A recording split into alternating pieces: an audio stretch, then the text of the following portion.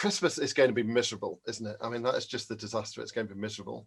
So we want to do something, and we're trying to work out how do we do something in potential lockdown or huge restriction that is just fun. And I want something that is different to what we normally do. If we try and do our normal things, it's just going to be a pale imitation and a depressing reminder. And we want to be light rather than darkness and reinforcing the darkness.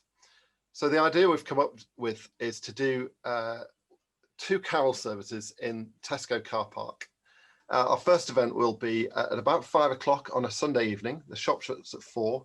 They say we can set up from 3. They're enthusiastic for us to do this. And we set up something just fun for Kidsgrove Drive-in Christmas, where we imagine we're going to have to set up a Wi-Fi hotspot. So everybody will hopefully be able to see out their windscreens, because we'll get everybody to park in the same direction. Steward's team is a nightmare. And we'll have a Wi-Fi hotspot. We're paying a company to set that up so everybody can stream onto a phone or a tablet or computer and hear and see anything we want to sing, anything we're saying. The staging is probably going to be 2 cherry pickers, because I need to be high enough to be seen above trolley shelters. So I need to be quite high up. But then the other one we hope to get even higher. So we're going to basically through the evening do a nativity, build it up. So like when the angel turns up to Mary, the angel will be at the top of a cherry picker, and then we'll have lights on it and just light that up. So there's the angel in the sky. I mean, it'll be obvious what we're doing, but it'll just be fun and engaging. We're going to hopefully print a tea towel for every single person so they can become a shepherd. They can be all the shepherds. And then we'll get everybody to make an angel and stick it on top of their car, so their car's the angels. I mean, it's just silly, simple stuff. But if they can leave with a tea towel with our name on it, John 3:16, perhaps some sponsorship things to make the cost cheaper, they will have that for years. And every time they sit, they think, oh, do you remember when we saw an angel on a cherry picker? The Kings are going to arrive probably in a sports car with a motorbike in front with a star on it, so they can go up and down all the aisles of the car park so everyone can see, and oh, look, there's the Kings. And we just want it to be a bit mad, and not to have a sort of 10-minute preach in the middle, just that at each point, just a little nugget. So, look, the Kings, they're in a sports car. There's only 2 of them. There should be 3. We didn't know there was 3, but we do know this. So you can just sort of drop something in.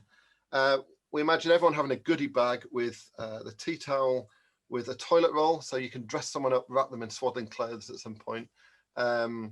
And then perhaps, I don't know, maybe a present wrapped up, which is gold, frankincense and myrrh, golden chocolate. I don't know, something like that we can get a talk by. Oh, look what you've got, but Jesus got this because of this. So it's nuggets of evangelism rather than a full-on preach. So that's Kidsgrove Drive-in Christmas. That's the main thing I'm thinking about. The carol one, I think, will probably be less well attended, but by a different clientele. And when we're paying to do all the equipment and we've got the venue, it would be silly not to try and do something twice. So for that one, I'm imagining buying in bulk the little fairy lights, the battery fairy lights, so everyone gets a candle, so it is candlelight.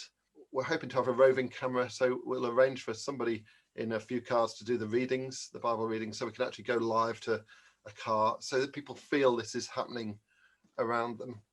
I'm thinking 45 minutes, maximum an hour, because people are going to be sat out in the cold in their car. I mean, they can turn the engines on and put the heating on, but Tesco's are really keen for us to do it. They're really happy, which is great. We've got a good relationship with them locally, and they've offered to do mince pies and drinks, which we can just take around on a tray.